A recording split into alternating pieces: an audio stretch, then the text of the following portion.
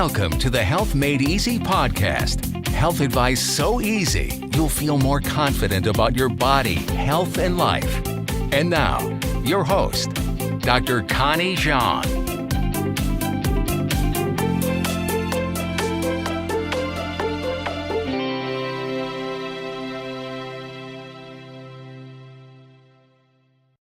Hey everyone, this is Q&A Friday. So we've got two great questions, so we're going to go really fast. So first question comes from April Hatchett, and she asks, I've struggled with my weight since I was a teenager.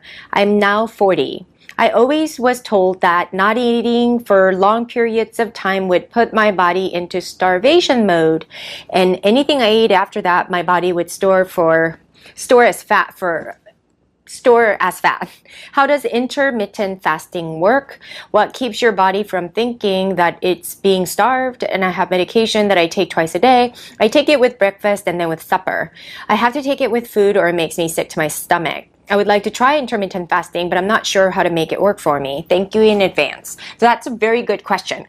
So the whole intermittent fasting came because back when I was in school, in nutrition school, that used to be the case that we would go into this starvation mode, that everything that we take in after that starvation period, that we would store as fat. But that used to be the case, but now we're finding that giving our gut about a 12 to 15 hour fast is completely safe, as it allows our gut to rest and heal. So intermittent fasting is quite simple. For example, you stop eating at 6 p.m. That's when you should perhaps eat dinner, and then eat your breakfast at 8. If you eat dinner at 8 p.m., then you would eat breakfast at 10 a.m., right? That would give you about a 14-hour fast. And if you take meds, then you can space them out to take them with your meals. Think of it as you're shortening the eating times during the day. For example, from 8 to 5 p.m. or 9 a.m. to 6 p.m., etc. So I hope that helps, and that's going to do wonders for your inflammation in the body. And when the inflammation is decreased, the thought is that your metabolic engine would start working again. So definitely give it a go and let us know how it goes. Second question comes from Sarah Cawthorn. And she asks, is there anything to help with hormones, as my symptoms always flare up intense when it's that time of the month? It's like getting a double dose of the illness.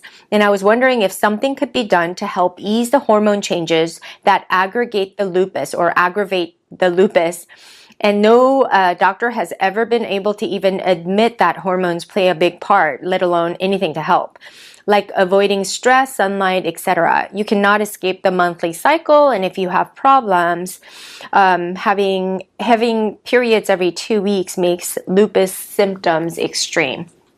So let's be clear, hormones do play a part with lupus, and it's one of the reasons why most lupus patients are women.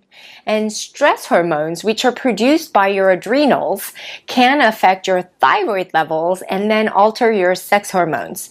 In many cases, because we're not sleeping and are in constant pain with lupus, we run the risk of having adrenal involvement, which can indirectly affect our sex hormones. I know I'm being very general, but it largely depends on individual differences that involve so many other factors. The progesterone and estrogen surge on days leading up to your cycle can be causing the flare-like symptoms.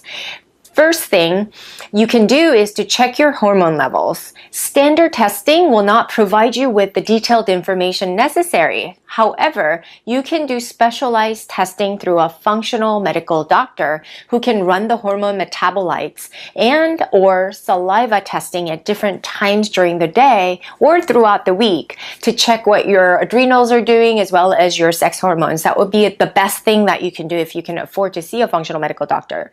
If any of you are interested, we do provide those testings at our center and can help you to modulate your symptoms in a way that makes sense for you. So basically, the more we can know, the better we can help. So if you guys are interested, just to throw it out there, please reach us at info@alkalinewellness.com, and I'll see you guys next week. Thanks for listening to the Health Made Easy podcast. www.drconniejean.com.